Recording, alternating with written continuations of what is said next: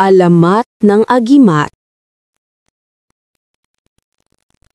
Noong unang panahon, may isang baryo sa gilid ng kagubatan.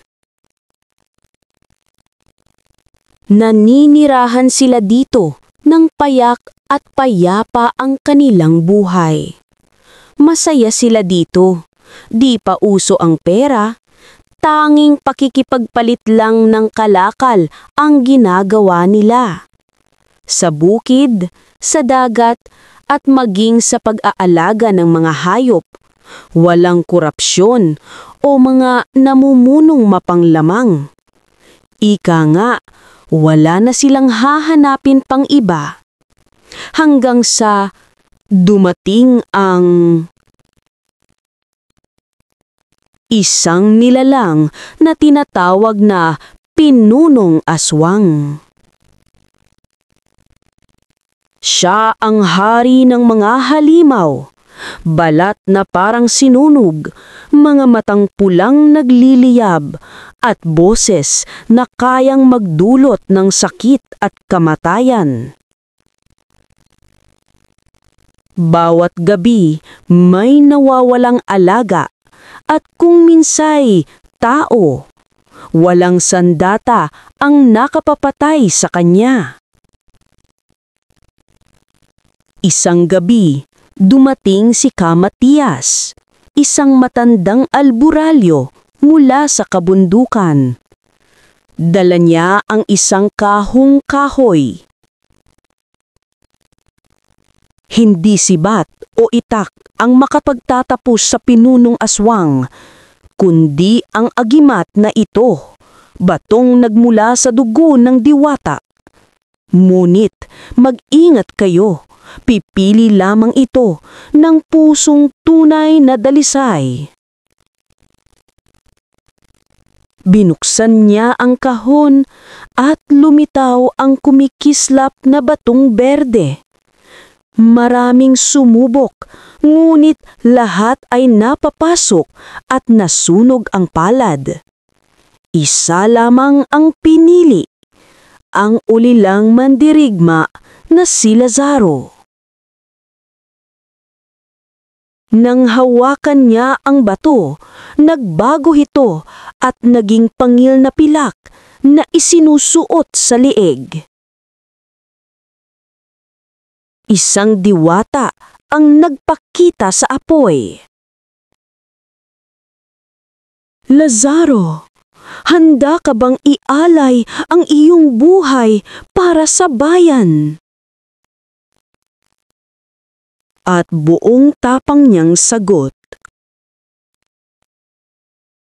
kung ako ang magiging kapalit, tatanggapin ko. Alam ni Lazaro na huling gabi na niya bilang tao. Pinuntahan niya ang mga bata. Kuya Lazaro, huwag kang aalis, baka kainin ka ng halimaw, sabi ni Isko. Ngumiti siya at pinahid ang luha ng bata. Kung hindi ako aalis dito, baka ikaw ang mawala. Mas gugustuhin kong ako ang mawala kaysa makita kayong maglao. Nagpaalam din siya sa mga matatanda. Si Lola Urbana ay humawak sa kanyang kamay. Anak, hindi ka namin malilimutan. Ipagdarasal ka namin. Sa huli, kay Kamatias.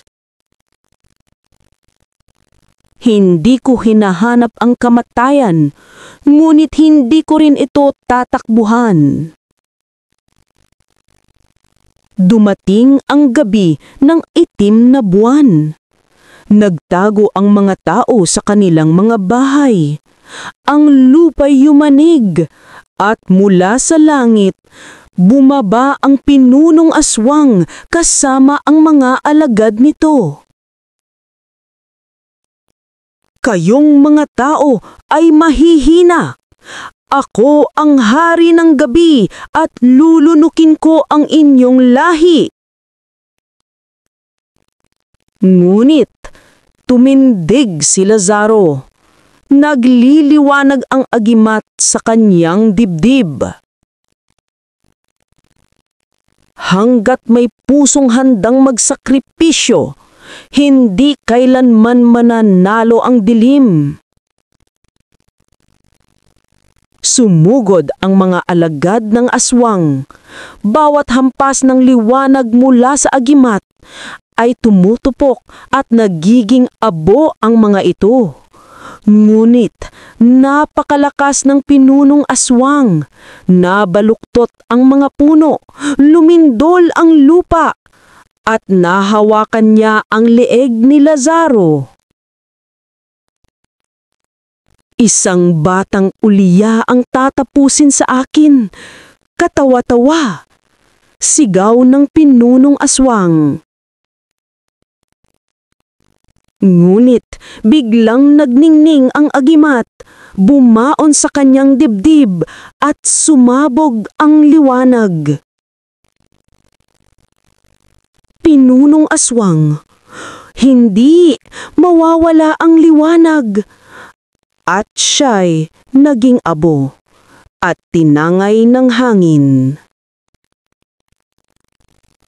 Natagpuan ng mga tao si Lazaro. Nakahandusay, ngunit nakangiti. Ang agimat ay unti-unti nang naglaho na parang naisama niya sa kabilang buhay. Kamatiyas. Ang kanyang buhay ang naging kapayaran. Siya'y hindi na bata. Siya'y alamat. Kinabukasan, inilibing siya sa gitna ng plaza. Ang buong baryo ay nagtipon, nag-alay ng dasal at luha. Sa ibabaw ng kanyang puntod, itinayo nila ang isang krus mula sa pinakamatandang puno ng gubat.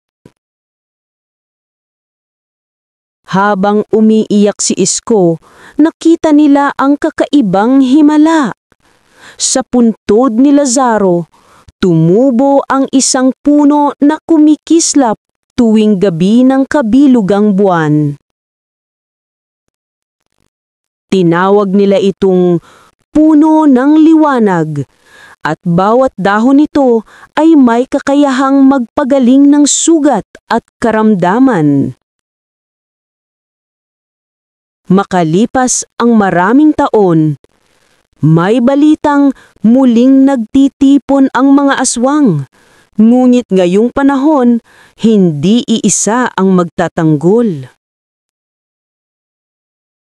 Si Isko, na ngayoy nagbibinata na, nakatanggap ng bagong agimat mula sa ugat ng puno ng liwanag. Ngayoy, hindi lang isang bayani, tayong lahat ay magtatanggol. At sa tulong ng buong baryo, natalo nila ang mga halimaw. Hindi lamang agimat ang lumaban, kundi ang pagkakaisa ng lahat. Mula noon, naging payapa ang baryo. Ang alamat ni Lazaro ay itinuturo sa bawat henerasyon. Sabi ng mga matatanda, ang tunay na agimat laban sa dilim ay hindi bato, hindi pilak, kundi ang pusong handang magsakripisyo para sa kapwa. At hanggang ngayon, tuwing gabi ng itim na buwan, nagtitipon ang buong baryo sa ilalim ng puno ng liwanag, hindi upang matakot, kundi upang alalahanin ang batang ulihat na naging bayani, at ang katotohanan na ang liwanag ay hindi kailanman mawawala. Wakas.